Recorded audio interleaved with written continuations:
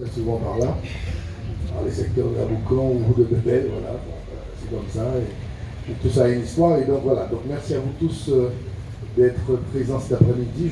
Je suis très content que nous puissions enfin signer cette convention, parce que ça fait un petit moment qu'on avait prévu de faire ça.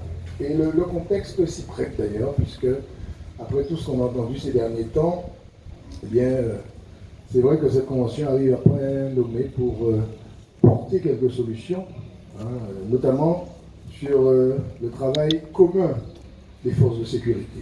Il s'agit bien de cela, de faire en sorte que la gendarmerie et la police, qui travaillent déjà ensemble d'ailleurs, qui ont d'excellentes relations, je profite pour vous signifier à tous l'excellent travail que nous faisons à Sainte-Rose avec les forces de gendarmerie et les forces de police. Donc ce travail existe déjà, mais nous allons pouvoir le renforcer, puis ajouter à ce travail-là eh bien, d'autres éléments qui pourront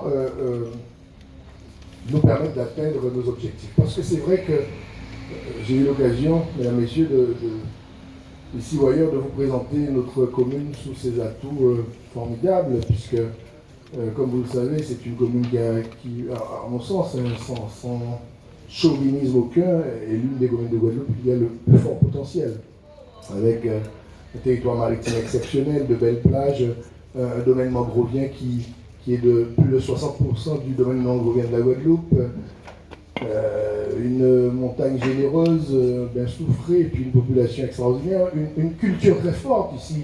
C'est le berceau du Gros-Cas, n'est-ce pas?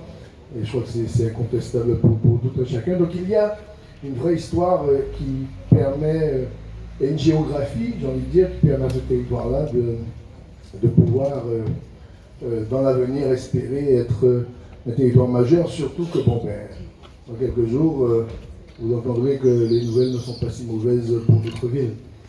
Mais il y a aussi ce côté un peu sombre qui fait que, bon, ben, souvent, eh bien, nous sommes, on va dire, en publicité dans le pays par rapport à certains événements. Mais on en parlait tout à l'heure, je voudrais en quelques mots vous le dire. L'Aboucan, ce n'est pas un quartier qui est ce qu'il est par hasard. L'Aboucan, c'est le berceau de la lutte ouvrière. C'est le berceau de la lutte ouvrière. C'est à partir de l'Aboucan que tout a toujours démarré dans ce pays de Guadeloupe. C'est pendant les 200 ans passés, c'est là. D'ailleurs, ce n'est pas par hasard que Eboué, en 1936, avait prononcé un discours parce qu'il y avait une grève généralisée dans le pays et les ouvriers s'étaient réunis à l'Aboucan. Il avait fait un discours alors c'était pas là où il avait dit religieux, parce que ça c'était à 40 ans, 37, mais en 36 il avait fait un discours qu'on appelle le discours de l'Aboucan. Et si vous avez l'occasion de regarder ça dans vos archives, vous verrez qu'à ce moment-là même, il signifiait l'Aboucan comme étant le fief de la lutte ouvrière. Bon. Et puis, n'oubliez pas aussi que nous avions, à l'époque, que nous avons encore d'ailleurs, le plus gros bassin canier de la Guadeloupe, puisque la commune de Sainte-Rose, en surface utile, est la plus grande. Et je dis bien la plus grande. Hein. Je dis ça pour qu'on puisse pas se tromper. Petit Beau est plus grand par rapport à la zone du parc national, qui est très étendue. Mais en surface utile et exploitable, vous avez très largement un territoire qui est plus étendu sur notre commune. Donc, une agriculture très forte, n'est-ce pas?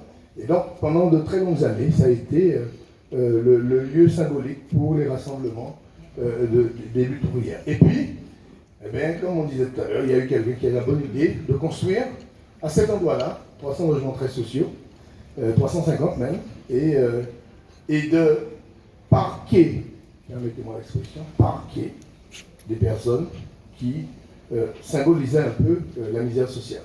Et puis voilà. Et bien avec ce cocktail d'espace, de périmètre de lutte ouvrière, et bien lorsque vous mettez autour de cela une ceinture de feu sociale, et bien voilà, on obtient ce qu'on a obtenu. Par prolongement, puisque bon, je vous rappelle quand même que l'Aboucan et Bébel, ont été des zones de tiroirs pour l'éradication des quartiers de Boissard et de carénage. Et bien par prolongement, Bébel était dans la même situation.